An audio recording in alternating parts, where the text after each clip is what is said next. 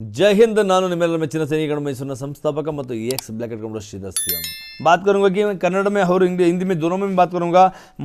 पहले तो मैं बताऊंगा कन्नड़ में ಕನ್ನಡದಲ್ಲಿ ಹೇಳ್ತಾ ಇದ್ದೀನಿ। ಸ್ನೇಹಿತರೆ, ನಿಮಗೆ ತಿಳಿದಿರುವಂತೆ ನಮ್ಮ ಯೂಟ್ಯೂಬ್ ಚಾನಲ್ನಲ್ಲಿ ಪ್ರತಿದಿನವೂ ಕೂಡ ಒಂದಲ್ಲ ಒಂದು ಅಪ್ಡೇಟ್ ಕೊಡ್ತಾನೆ ಇದ್ದೀವಿ। ಅದು ಎಲ್ಲರಿಗೂ ಕೂಡ ಅನುಕೂಲಕರ ಮತ್ತು ಅವಶ್ಯಕತೆ ಉಳ್ಳ ಅಂತ ವಿಡಿಯೋನೇ ಅಪ್ಲೋಡ್ ಮಾಡ್ತಾ ಇದ್ದೀವಿ। ವಿಶೇಷವಾಗಿ ಇವತ್ತು ನಿಮಗೆ ಕೊಡ್ತಾ ಇರೋಂಥದ್ದು ವಿಶೇಷವಾದ ಒಂದು ರ್ಯಾಲಿ। ಆ ರ್ಯಾಲಿ ಯಾರ್ದು ಅನ್ನೋದನ್ನು ತಿಳಿಸ್ಕೊಡ್ತಾ ಇದ್ದೀನಿ ನೋಡಿ। ರ್ಯಾಲಿ ಇರೋಂಥದ್ದು ಮರಾಠ ಲೈಟ್ ಇನ್ಫೆಂಟ್ರಿ ಬೆಳಗಾಂನಲ್ಲಿರುವಂಥ ಮರಾಠ ಲೈಟ್ ಇನ್ಫೆಂಟ್ರಿನಲ್ಲಿ ಕಾಲ್ ಮಾಡಲಾಗಿದೆ ಅಗ್ನಿವೀರಿಗೋಸ್ಕರ। ಸೊ ಅಲ್ಲಿ ರಿಕ್ರೂಟ್ಮೆಂಟ್ ಶುರುವಾಗ್ತಾ ಇದೆ। ಯಾವಾಗಿಂದ ಯಾರಿಗಾಗಿ ಅನ್ನೋದನ್ನು ತಿಳಿಸ್ಕೊಡ್ತಾ ಇದ್ದೀನಿ ನೋಡಿ। ಇದು ಇರುವಂಥದ್ದು ರಿಲೇಷನ್ ಭರ್ತಿ ಮತ್ತು ಸ್ಪೋರ್ಟ್ಸ್ ಕೋಟಾ। ಆಲ್ ಇಂಡಿಯಾದಲ್ಲಿ ಸ್ಪೋರ್ಟ್ಸ್ ಯಾರಾದರೂ ಕೂಡ ಸ್ಟೇಟ್ ಲೆವೆಲ್, ನ್ಯಾಷನಲ್, ಇಂಟರ್ನ್ಯಾಷನಲ್ಲಿ ಏನಾದರೂ 2 ಇಯರ್ಸ್ ಒಳಗಡೆ ಅಕಸ್ಮಾತ್ ಅವರು ಪ್ರಶಸ್ತಿ ಪಡ್ಕೊಂಡಿದ್ದರೆ, ಬಹುಮಾನ ಪಡ್ಕೊಂಡಿದ್ದರೆ ಅವ್ರಿಗೆ ಮಾತ್ರ ಅವಕಾಶ ಇದೆ। ಜೊತೆಗೆ ರಿಲೇಷನ್ ಭರ್ತಿ, ರಿಲೇಷನ್ ಅಂದರೆ ಏನು ಅನ್ನೋದನ್ನು ಆಲ್ರೆಡಿ ನಿಮ್ಗೆ ತಿಳಿಸ್ಕೊಟ್ಟಿದ್ದೀನಿ, ಮತ್ತೊಮ್ಮೆ ತಿಳಿಸ್ತಾ ಇದ್ದೀನಿ। ರಿಲೇಷನ್ ಭರ್ತಿ ಅಂದರೆ ಆನ್ ಡ್ಯೂಟಿಲಿರುವಂಥ ಸೈನಿಕರ ಮಕ್ಕಳು, ಆನ್ ಡ್ಯೂಟಿಲಿರುವಂಥ ಅವರ ಅಣ್ಣ ತಮ್ಮ ಅಥವಾ ಅಕ್ಕ ತಂಗಿಯರು, ಇವರಿಗೆ ರಿಲೇಷನ್ ಭರ್ತಿ ಅಂತ ಹೇಳ್ತೀವಿ। ಜೊತೆಗೆ war widow's, ex service man ಮಕ್ಕಳುಗಳು, ಇಂಥವ್ರಿಗೆ ಮಾತ್ರ ರಿಲೇಷನ್ ಭರ್ತಿ ಅಂತ ಹೇಳ್ತೀವಿ। ಅವರಿಗೆ ಮರಾಠ ಲೈಟ್ ಇನ್ಫೆಂಟ್ರಿನಲ್ಲಿ ಅವಕಾಶನ ಕೊಟ್ಟಿದ್ದಾರೆ। ಇದು ಯಾವಾಗ ನಾವು ತಿಳಿಸ್ಕೊಡ್ತಾ ಇದ್ದೀವಿ ನೋಡಿ। ಇದು ಕ್ಲಿಯರಾಗಿ ಹೇಳ್ತಿದ್ದಾರೆ, Agniveer recruitment rally at the Maratha light infantry regimental centre Belgaum. ಇದರಲ್ಲಿ ಕ್ಲಿಯರಾಗಿ ಹೇಳಿದ್ದಾರೆ ಯಾವಾಗ ನಡೆಯುತ್ತೆ ಅಂತೇಳಿ। 19 ಸೆಪ್ಟೆಂಬರ್ 2022ರಿಂದ ಆನ್ವರ್ಡ್ಸ್, ಅಂದರೆ 19 ಸೆಪ್ಟೆಂಬರ್ ಶುರುವಾಗುತ್ತೆ, ಅದು ಎಂಡಿಂಗ್ ಯಾವಾಗುತ್ತೆ ಅಂತ ನಿಮ್ಗೆ ತಿಳಿಸ್ಕೊಡ್ತೀನಿ, ನೋಡ್ತಾ ಇರಿ। ಜೊತೆಗೆ ಇದಕ್ಕೆ ಎಲಿಜಿಬಿಲಿಟಿ ಏನೇನಿರಬೇಕು, ಯಾರಿಗೆ ಯಾವಾಗಿರುತ್ತೆ, ಯಾರಿಗೆ ರ್ಯಾಲಿ ನಡೆಯುತ್ತೆ ಅನ್ನೋದನ್ನು ತಿಳಿಸ್ಕೊಡ್ತಾ ಇದ್ದೀನಿ। Screening of outstanding sports man only Agniveer general duty, Agniveer general ಡ್ಯೂಟಿಗೆ ಅದರಲ್ಲಿ ಸ್ಪೋರ್ಟ್ಸ್ ಔಟ್ಸ್ಟ್ಯಾಂಡಿಂಗ್ ಪರ್ಸನ್ಗೆ ಮಾತ್ರ ಇರುವಂಥದ್ದು 19 ಸೆಪ್ಟೆಂಬರ್ 2022ರಲ್ಲಿ। ಹಾಗಾದರೆ ಅವ್ರಿಗೆ ಏನೇನು ನಡೆಯುತ್ತೆ ಅನ್ನೋದನ್ನು ಹೇಳಿದ್ದಾರೆ। ಫಿಸಿಕಲ್ ಫಿಟ್ನೆಸ್ ಟೆಸ್ಟ್ ಇರ್ತದೆ, ಫಿಸಿಕಲ್ ಮೆಜರ್ಮೆಂಟ್ ಟೆಸ್ಟ್ ಇರ್ತದೆ, ಇವೆರಡು ಮಾತ್ರ ಆ ದಿನ ನಡೆಯುವಂಥದ್ದು ಟೆಸ್ಟ್। ನೆಕ್ಸ್ಟು ಬಿನಲ್ಲಿ ಕೊಟ್ಟಿದ್ದಾನೆ, screening of Agniveer general duty only Maharashtra. तो मैं इसमें हिंदी में बात करना चाहता हूँ कि हिंदी में, क्योंकि ये महाराष्ट्र के लिए है, विशेष में उनको वैकेंसी दी गई है। तो मैं हिंदी में बता रहा हूँ आपको। महाराष्ट्र का जो रिलेशन भर्ती है महाराष्ट्र में है, मराठा में ऑलरेडी ड्यूटी पे है या एक्सर्विस मैन है, उनके बच्चों के लिए कब होने वाले और कौन सा डिस्ट्रिक्ट के लिए है ये भी बता दूंगा मैं। देखिए, एक तो महाराष्ट्र में चलने वाले अहमदनगर, अकोला, अमरावती, औरंगाबाद, बीड, भंडारा, बुलंदा, चंद्रपुर, धुले, गढ़चिरौली, गोंडिया, इंगोली, जलगांव, जलना, कोल्हापुर, लातूर, मुंबई सिटी, मुंबई सुब्रम। तो इसमें मैं हिंदी में इसलिए बता रहा हूँ क्योंकि ये सब महाराष्ट्र के रहने वाला महाराष्ट्र लोगों को भी ये समझ में आ जाए। ये चलने वाले इनको जो डिस्ट्रिक्ट बता रहा हूँ, ये डिस्ट्रिक्ट सबको 20 सितंबर को उनका रैली चलने वाला है। सेम उनका रहेगा, फिजिकल फिटनेस टेस्ट और फिजिकल मेजरमेंट टेस्ट रहेगा। ये दोनों उसी दिन होगा 20 तारीख को। तो मैं बताना चाहता हूँ जो भी महाराष्ट्र का इसका फ़ायदा उठा सकता है, जो मराठा रेजिमेंट में जो ड्यूटी कर चुका है या ड्यूटी में है, उनको एक अच्छा मौका है, इसका आप वो मौके का फ़ायदा उठाइए। और 21 सितंबर 2022 को चलने वाला है screening of Agniveer general duty, वही महाराष्ट्र का है। नागपुर, नांदेड़, नंदुरबार, नासिक, उस्मानाबाद, पलघर, प्रभाणी, पुणे, रायगढ़, रत्नागिरी, सांगली, सातारा, सिंधुदुर्ग, सोलापुर, थाने, वार्धा, वाशिम, यवतमा, ये इसमें इस सब डिस्ट्रिक्ट का चलने वाला 21 सितंबर 2022 को। इसका मतलब है कि 2 दिन लगातार महाराष्ट्र वालों के लिए ये अच्छा मौका है। जो भी जिसका भी बच्चा है, इसका जो एलिजिबल है उसमें आप जा सकते हैं। इसका सेम उनका रहेगा, फिजिकल फिटनेस टेस्ट और फिजिकल मेजरमेंट टेस्ट दोनों सेम रहेगा, इसमें कोई फर्क नहीं रहेगा।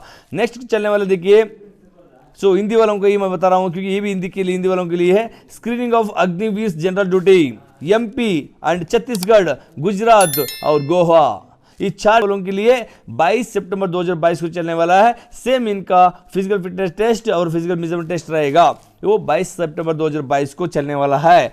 Screening of Agniveer general duty Karnataka and Andhra Pradesh, इसमें देखिएगा, इसमें आपको पता चल रहा होगा, अरे महाराष्ट्र वालों के 2 दिन दे रहा है और यहाँ 4 स्टेट के लिए एमपी, छत्तीसगढ़, गुजरात, गोवा 4 स्टेट के लिए सिर्फ 1 दिन दे रहा है और कर्नाटक, आंध्र प्रदेश 2 राज्यों के लिए 1 दिन में दे रहा है। ये कैसे? पक्का बता रहा हूं, जो मराठा लाइट इन्फेंट्री का अंदर मैक्सिमम नफरी मराठा वालों का है, इसलिए उनको 2 दिन चलने वाला है, ज़्यादा से ज़्यादा नफरी उन्हीं का रहता है। और कर्नाटक और आंध्र प्रदेश में भी तो तकरीबन उनके 30% नफरी है, इसलिए 2 राज्यों को इकट्ठा करके एक दिन में चला रहा है। और 4 मतलब MP, छत्तीसगढ़, गुजरात, गोवा, ये चारों को मिलाकर उन्होंने 22 तारीख को कर रहा है। तो अभी मैं और बताऊंगा कि स्क्रीनिंग ऑफ अग्निवीर ट्रेड्समैन ये 24 सितंबर 2022 को चलने वाला है। ऑल इंडिया ऑल कास्ट मतलब ऑल इंडिया ऑल कास्ट रहेगा, पर इसमें कंडीशन लगाया है कि only for wards of serving and ex serviceman, जो ऑलरेडी ड्यूटी पे है या एक्स सर्विसमैन है, उनके लिए सिर्फ ये इसका फायदा उठा सकता है। सिर्फ फिजिकल फिटनेस और फिजिकल मेजरमेंट टेस्ट रहेगा। तो screening of Agniveer clerk, store keeper, technical, SKT, all India all classes, उनके लिए भी मौका है। ये 26 सितंबर 2022 को चलने वाला है। 25 तारीख को कुछ नहीं चलने वाला, 25 तारीख को छुट्टी रहेगा।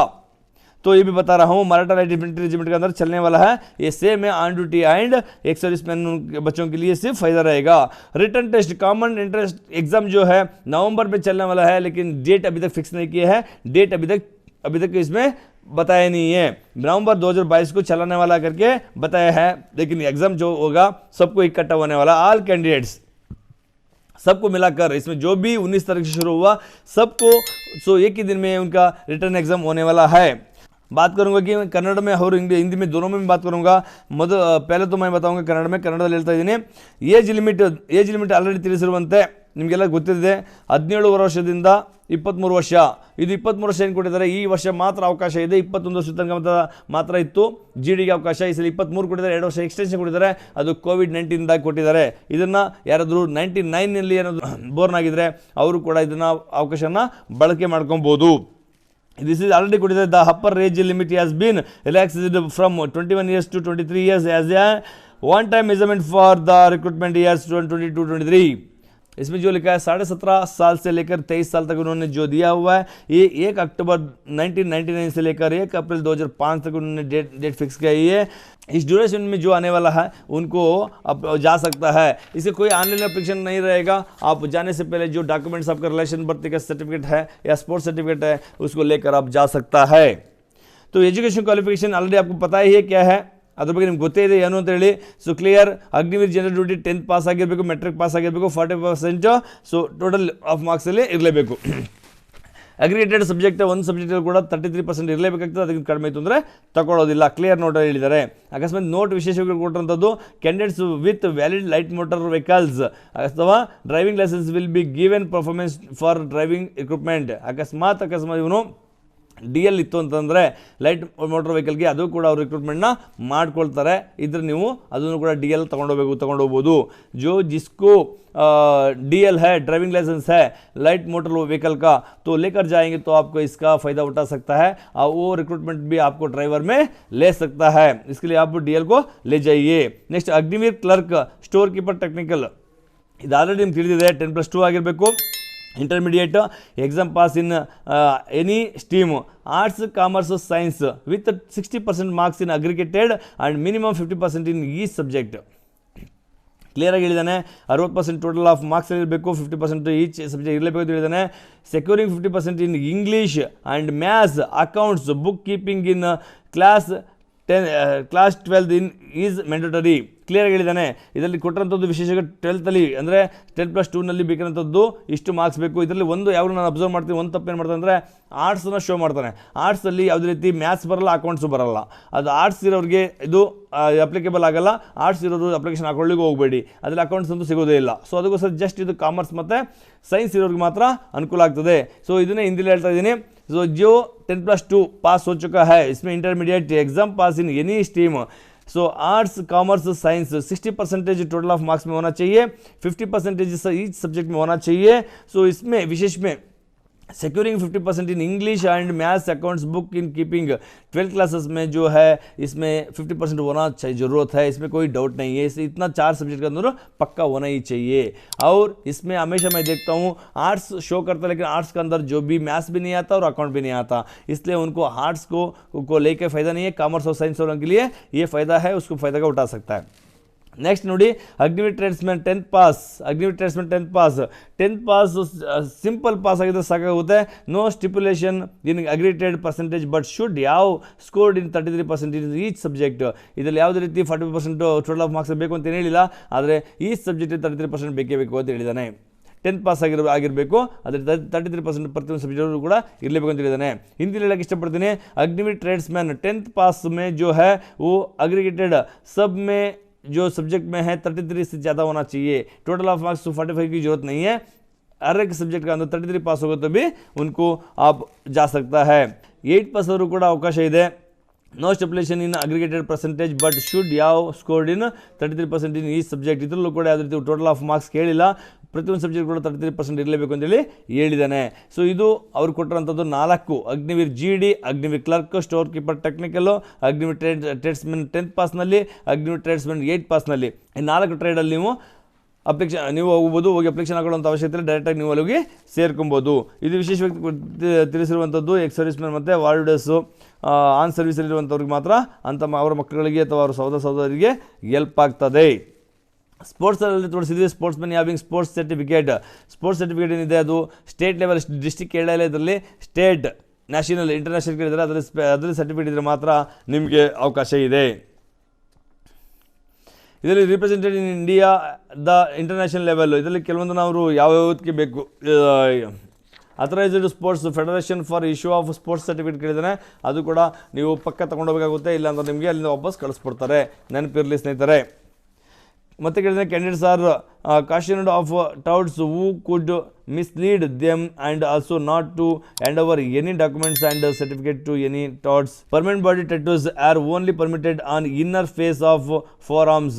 That is tattoos ಬಗ್ಗೆ ಹೇಳಿದ್ರೆ tattoos ಕಂಪ್ಲೀಟ್ ಹೇಳಿದಾನೆ ಇದರಲ್ಲಿ ಇನ್ನರ್ ಫೇಸ್ ಅಲ್ಲಿ ಅಕಸ್ಮಾತ್ ಇತ್ತು ಅಂತಂದರೆ ಸ್ವಲ್ಪ ಅಡ್ಜಸ್ಟ್ ಮಾಡ್ಕೊಳ್ತಾರೆ ಅದು ಕೂಡ 2 ಇಂಚ್ ಒಳಗಡೆ ಇರಬೇಕು ಜಾಸ್ತಿ ಇದ್ರೆ ತಗೊಳ್ಳಲ್ಲ ಸೊ ಇದನ್ನು ನೆನಪಿಟ್ಕೊಳ್ಳಿ tattoos ಎಲ್ಲೆಲ್ಲಿ ಬೇಕಲ್ಲ ಹಾಕ್ಸ್ಕೊಂಡಿದ್ರೆ ನಿಮಗೆ ಒಳಗಡೆ ಎಂಟ್ರಿ ತಗೊಳ್ಳಲ್ಲ ನೆಕ್ಸ್ಟ್ ವ್ಯಾಕ್ಸಿನೇಷನ್ ಬಗ್ಗೆ ಸರ್ಟಿಫಿಕೇಟ್ ಹೇಳಿದ್ದಾನೆ all candidates appearing for rally should be fully vaccinated for COVID-19 COVID-19 ನಿಮ್ಗೆ 2 ಸರ್ಟಿಫಿಕೇಟ್ ತೊಗೊಂಡೋಗ್ಬೇಕಾಗುತ್ತೆ ಇಲ್ಲರ ಒಳಗಡೆ ಅಲೋ ಮಾಡಲ್ಲ army enrolment being central government organise all documents R required to B in Hindi R English ಏನೇನು ತೊಗೊಂಡೋಗ್ತಿದ್ರೆ documents ಎಲ್ಲ ಹಿಂದಿ ಮತ್ತು ಇಂಗ್ಲೀಷಲ್ಲೇ ಇರಬೇಕು ಬೇರೆ language ಇದ್ದರೆ ಅದನ್ನು ತಗೊಳ್ಳಲ್ಲ ಸ್ನೇಹಿತರೆ मैं आज हिंदी में भी बता रहा हूँ और इंग्लिश कन्नड़ में भी बताया हूँ जो कर्नाटक लोगों को कन्नड़ समझ में आ जाएगा और जो हिंदी वालों को हिंदी भी समझ में आएगा दोनों लैंग्वेज इस्तेमाल किया हूँ जिसको जो लैंग्वेज समझ में आता है उसमें समझिए तो टोटली ये बता रहा हूँ कि जो कर्नाटक का बेलगाम में मराठा लाइट इन्फेंट्री के अंदर रिलेशन बढ़ते हैं स्पोर्ट्स कोटा का भर्ती हो रहा है 19 तारीख को शुरू हो रहा है 19 सितंबर को शुरू हो रहा है जो भी अब एक सर्विसमैन के बच्चे हैं या जो ऑन ड्यूटी पे उनका जो भाई बहन है और उनका या बेटा बच्चे हैं उनको भी ये रैली शुरू हुआ है जिसका भी बच्चा है इसका फ़ायदा उठाइए मैं चाहूँगा कि हमारा यूट्यूब चैनल के माध्यम से आपको सब कुछ समझ में आ गया और हमारा यूट्यूब चैनल आपको बहुत फ़ायदेमंद हो रहा है ऐसे तो अगर आपको फ़ायदेमंद हो रहा है तो मैं हमारा यूट्यूब चैनल को सबको शेयर करें लाइक करें कमेंट्स करें और विशेष में और अपडेट देखने के लिए हमारे यूट्यूब चैनल को सब्सक्राइब करें थैंक यू सो मच जय हिंद।